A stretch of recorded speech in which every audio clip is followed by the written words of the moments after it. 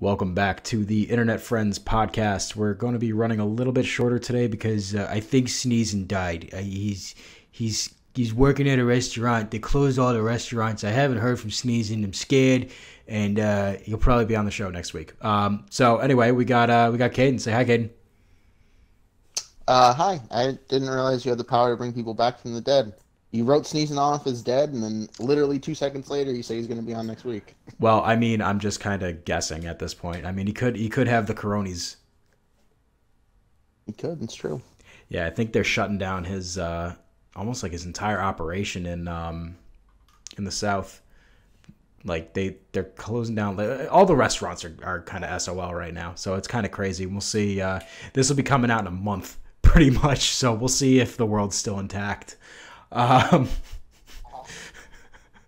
anyway, topic for today is what got us into gaming. Because it kind of touches base on last week's podcast when we were talking about like Doom and Animal Crossing and how it kind of brings us that fuzzy feeling of nostalgia. So I just kind of wanted to get, how you got into it. I'll go into how I got into it, and then we'll kind of talk about what things we do like about that nostalgic feeling that we get when we play new games that remind us of old games. Well, last week, didn't we talk about how the gaming industry is just copying each other and not going anywhere? Wasn't that the topic? That was a topic, but I just like why we got into games, like why we enjoy games, what got us into it, and then the elements that we see moving forward. Because you know what? Listen, every song is written in a key. You need to have the fundamentals there. I mean, shoegaze doesn't really kind of do that, but that's another story. It's a topic for another day. It's just noise. It's literally just noise. So anyway, Caden, what got you started into games, and what did you enjoy when you were growing up playing that made you into whatever the hell you are today? Whatever the hell I am today. Okay. Well, I started playing video games. I was relatively young, I guess. First gaming console I ever played on would have been the Nintendo 64. And I had two games for it, one of which was Super Mario 64. The other one, I constantly forget the name, and I feel like you told me what it was before, and I already forgot what it was. I don't know. You played like as a dog, a girl, or some kid, and you went around Jet Force Gemini bugs or something. Jet Force Gemini. Yeah, Jet Force Gemini. There you go. Needless to say, the main reason I don't remember the name of that game is because I was and am remarkably stupid. And I don't think I got very far. I'm pretty sure I got stonewalled like almost immediately playing that game and just didn't know where to go. So yeah, there's that. But the main reason I play video games now, anyway, and what I feel like the games I drifted towards when I was younger were like story driven, kind of like reading. I like reading a lot as well, and it's kind of like because it's a different world, right? It's a break from reality kind of deal. And that's not really like nostalgia factor or anything like that, but. Like most of the games I play and most of the ones that I like continue sticking with, like story-wise, like not story-wise, like saga-wise, like games that have multiple installments, is because I enjoy the story, right? And that's what has to pull me most of the time. Like, it's the reason I'm not a big fan of like basic platformers or any kind of like hack and slash games because they don't, there's no story there, there's no development, and that's not really why I enjoy playing video games. I like playing them for the story and the basis away from our reality that they're able to take you. You know what I mean? Like reading a book, every page, like you're getting sucked into a different world kind of deal. And that's the main reason I play video games. It's like RPGs and adventure games. Oh yeah, I love JRPGs, and Fire Emblem is one of the earliest ones I played and that I really fell in love with. I actually missed Final Fantasy completely. I never played Final Fantasy until more recently. And even then I still haven't really played it. I played like the new, like at least Final Fantasy 15 is I think the only Final Fantasy game I ever played because I was super into like Fire Emblem and stuff like that. So I never really like reached out and tried to find other games because I was content with what I had. And then in the same token though, like I talk about how I like story. I love Halo. Halo has a story, but it's not like the best. And I like basic shooters, but those are more to like hang out with other people. So like shooting games like Apex and PUBG and stuff like that that I enjoyed playing. I didn't enjoy playing because of the game. I just liked hanging out with my friends. And it's not necessarily that I loved the game and I would play it on my own. I really like the, and it's kind of sad that it's dying pretty much. Yeah. Like the solo player experience where you're not playing. I don't want to have to play online with random people. It's not why I want to play video games. Like that's why I love Telltale games so much. And stuff like that, where it's just you're playing a story and you're playing it by yourself. If I want to play with my friends, then I'll play like shooters because I enjoy like the fluidity of the combat systems in most of those. But yeah, it's sad it's dying though. Yeah. Same I with mean, couch co-op also dying. I think it's still there. You just got to search for it. But anyway, you left us with a pretty big timeline gap from between a Nintendo 64 up into Halo. That's, Halo was a kind of a modern game. I mean, that came out when, like 2000 something, like maybe 2004, 2005. What were you playing between those games? Because First that's Halo? well, the first Halo, yeah, it came out on Xbox. But I'm just talking about like you kind of just left a big gap. Like, what were you playing between the N64 when you first started up until, let's say, when the 360 came, when Halo 2 came out? That's a good timeline because that's a good chunk of time. Because I think the Nintendo 64 came out what, like in 96, 97? I feel like yeah, I somewhere think around like there. It was an around older those times. console when I Yeah. got it. Oh, Because really? when I first started playing, it was already an older console. Yeah, because I didn't Okay. start like playing video games until I was like 9. Oh, your I think parents, like, I didn't actually play them. You know what I mean? your parents were like, "Oh, he's gonna rot your brain." Mm, no, I just wasn't into them. I never really asked to play them. Like I played. I guess it's unfair to say that. I did preface it with saying that was my first console because I played Game Boy. Like Game Boy was the first thing I ever actually played. But I didn't. I can't tell you what I played on. Like I obviously played Pokemon, but I have no memories of it. Like the strong memory. Like when people ask me what my first video game I played was, I generally say Mario 64 because that's the one that left a strong impression on me. Whereas the Game Boy was just like a mindless thing I did. Like I didn't actually pay attention to what I was doing. But the first one that left an impression on me and I actually enjoyed playing video games would have been Mario 64. In between that, I never had any other console. My stepfather, I want to say, had a PlayStation 2, and occasionally I would play SOCOM on that. And he also had GTA, Vice City, or San Andreas. I forget. I think it was San Andreas actually. Sandra's a little bit And later, I yeah. played that. But other than that, I exclusively played Nintendo. Like I played Game Boy Advance. I had the Game Boy SP. I had the Game Boy Micro, and then I had the Nintendo DS. And I didn't start gaming on like actually gaming consoles until probably the Xbox 360 was the first one I really played on, and then I had the whole Red Ring of Death experience. So I switched to PlayStation. I had a PlayStation 3. Um, and then after I started gaming on the PlayStation 3, that's when I had a buddy that had an old Xbox, like original Xbox that I used, and I played like that's when I caught up on all those other games. But a lot of the games that came out, I completely missed them. I played them much later. Um, and it's because I was Nintendo. I only played Game Boy. That was it. I didn't play. I never played any of like the big PlayStation titles that I can like Spyro, Crash Bandicoot, stuff like that. I didn't play those. I never played those. I Really? played Pokemon. I played Fire Emblem, and that was pretty much exclusively it because I didn't really play video games that much anyway. Um, I enjoy it a lot more now because I'm spending my own money on it and I can get whatever I want. Is kind of what I feel is a turning point for me. I read a lot, I read a lot and then I played sports and that was kind of what I did growing up. Um, And now you play the until I video got to high games. school. Yeah, well, I got to high school and I played video games because I made friends and they played video games. So then I had to play video games is what ended up happening. And then I kind of got steered into it. And I still enjoy video games growing up. Like I still enjoyed playing Nintendo and stuff like that. And I did enjoy like the shooters that I would play with my friends and my brothers when I was growing up. Like that's why like couch co-op was big for me. Like Halo and Call of Duty was couch co-op, like playing Nazi zombies, the The original split Nazi screen. zombies and stuff like that. Yeah. Mhm. I remember those days. I mean, I started, I guess I was a I little remember bit. being Go on. my bad. I was just gonna say one more thing towards the Yeah. couch co-op guy. And I remember when Halo 4, I think it was, that came out where you didn't play as Master Chief exclusively. I think it was Halo 4. I don't remember exactly because not Halo ODST that was the one that came out after that. where you play as other Spartans. I remember one of my buddies got it when I was up in Washington State.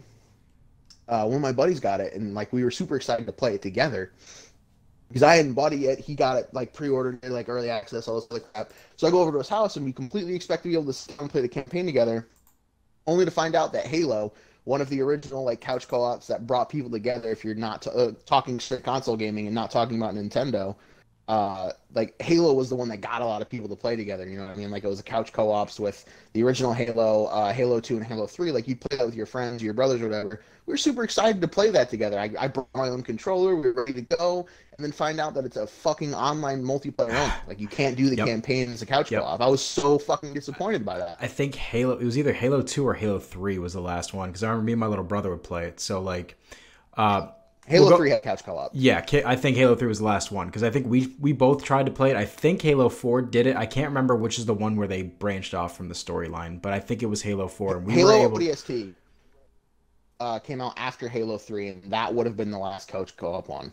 Okay, I think because I can't remember because I know me and my little brother played through it, so I can't remember what happened. But I think we did. He had to have an online account in order to play it, but I can't remember. I mean, it's been so long. I mean, I played through Halo 1, 2, 3, and 4, and I think I stopped at 4. But yeah, those were fun. Like those games were great. But even before them, they had Counter-Strike that they had the same type of stuff. It's like I think Xbox Online kind of brought a lot of people in for like the team games. I remember so like basically. I started with a Super Nintendo at my mom's. At my dad's, I had a Nintendo Entertainment System. Played Kirby, played all those games. Was not very good at them. Got an N64. And then when I got Xbox, that was like in middle school. That's when I started playing. I remember when Xbox Live came out. And my first game I was playing on Xbox was Halo 2. And countless hours playing with friends, playing with people from school, and then, I fell into the trap of PC gaming. And I experienced the whole multiplayer thing where everybody's playing together. And I don't think I'm seeing the same type of communities that I saw back then, because back then you'd make friends online and you'd have the internet, you'd have your internet friends, right? That's the whole thing behind the name. Like you have your internet friends, and they were easier to come by. Nowadays, it's just like everybody does it, and it's just like it's another social circle, and it's just it has changed, I think, a little bit since then too. It's like even the couch co-op, there's still stuff there. Like me and my buddy Nick Grip, you see him kind of in the chats and playing with us, playing Smash and whatnot. He finds couch co-op games that we play. Like the last couch co-op game that we played that I loved was what's it called? It was Broforce. Broforce was great. I don't know if you've played that yet, but it's a Steam game. I think it's on Switch. But that's like it's kind of like it's like a Contra game, but it's the last. No, I know Broforce. Yeah, that's the last good couch co-op game I think I've seen or played. To be honest, I mean, unless you count Rocket League. Rocket League can be couch co-op, but that game is infuriating when it's the split screen. I can't take it at all. It's tough. Get good, dude. You get good. Yeah, it's just it's. I like the field of view. I got a big screen TV for a reason. I like to see everything. So, what do you think? Like, as far as game developers, what do you think they can kind of go back and tap into to kind of get that core feeling back? Because I feel like there is a loss of soul in gaming these days. I mean, there's some games that I'm loving. Like, I'm playing through Pokemon right now. Even though it's different, I still love it. It still has that nostalgia factor. Animal Crossing, playing through that, love that game. Although it is the same as it's ever been.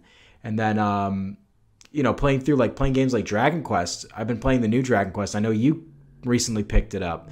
It has the ability to go to 2D or 3D, and you actually switch in the middle of the game sometimes.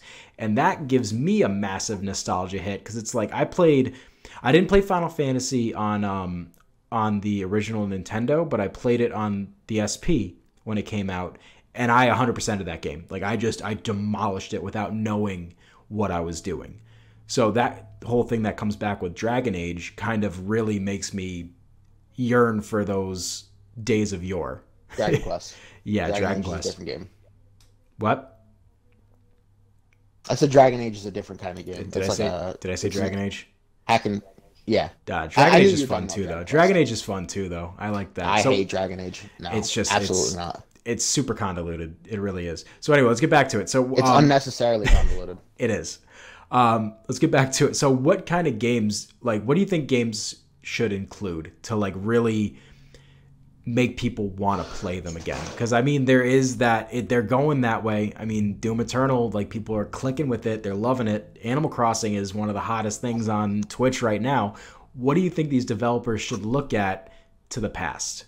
You know, kind of straying away from the copy of a copy, but bringing in those elements, those I mean, I fundamentals. feel like they don't even need to do that. I mean, they're nailing it. I mean, look at Fortnite. I mean, Fortnite, you can say whatever you want about it. I personally never got super into it. But you know, there are a lot of people that really love that game, you know, and like they play it all the time, and it's been around for it's only been almost been like 4 years at this point, right? Where Fortnite has been really? a thing.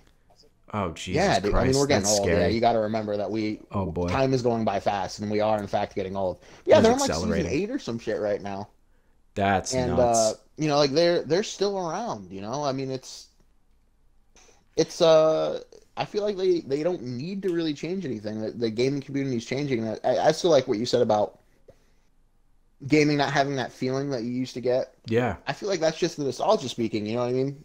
Because it's not our place. Like we have that's our true. games that we have the nostalgia factor on. You know, like the generation growing up now that's growing up with games like Fortnite, Apex. Call of Duty was kind of us too, but Call of Duty's been around for so long. Oh, they've been around forever. Medal of Honor was around and before stuff like them that. too. Yeah, exactly. You know, like they get around to stuff like that. Like that's their nostalgia factor. That's what they're gonna have for nostalgia factor. Undertale is another huge one that tried to. It really capitalized on old nostalgia, but it also brought in like a whole new bunch of like younger kids that really loved it, and that's going to be their nostalgia games, and they're going to be saying the same thing in 10, 15 years when they're looking back at these games and all they have are these rose-colored memories about them. Like, oh, where's the soul and stuff like they had it then. In 10, 15 years, it'll be that generation's turn. They'll have their nostalgia games now. So you think and that's just not, it's not our turn to have that nostalgia game. I think the soul is completely generated through you growing up and getting older and you having those memories. Like, we still play games all the time. We have fun playing Overwatch, and when we, you know, a couple 5-10 years from now, we'll look back on that and remember having fun playing Overwatch. Oh yeah. And then Overwatch will suddenly have a soul more than it already does right now. You know what I mean? I think it's just the basis of time. It's soulless. That game is soulless right now. But so what you're pretty much saying is that the soul of gaming, for the most part, we're getting philosophical in this bitch. The soul of gaming is relative, not conditional. But actually, no, it could be a little conditional because it's conditional on the games that come out. But it is relative to whoever plays what games. So it's nostalgia. That's it. It's nostalgia, and it's the community that games have, I guess. I don't know. Like Rainbow Six Siege has a really big community, but I mean, they're pretty toxic. That's kind of why I don't have a lot of purely internet friends. Like, I know you personally, so I'm playing with your friends, so I wouldn't really count them as internet friends, but like, back when like, you just played with random people.